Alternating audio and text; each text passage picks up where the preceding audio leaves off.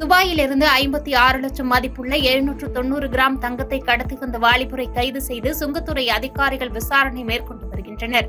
துபாயிலிருந்து மதுரை விமான நிலையம் வந்த ஸ்பைஸ் ஜெட் விமானத்தில் தங்கம் கடத்தி வருவதாக மதுரை விமான நிலைய சுங்கத்துறை அதிகாரிகளுக்கு தகவல் கிடைத்தது. அதன் அடிப்படையில் 180 விமான பயணிகளிடம் மதுரை விமான நிலைய சுங்க இலாக்கா நுண்ணறிவு பிரிவினர் சோதனை மேற்கொண்டனர். அப்போது ஒரு பயணியின் உடைமைகளை சோதனை செய்தபோது பேஸ்ட் வடிவில் தங்கத்தை கடத்தி வந்தது தெரியவந்தது. மேலும் அவர் கடலூர் மாவட்டத்தைச் சேர்ந்த முகமது தஸ்தாகிர் என்பது தெரியவந்தது.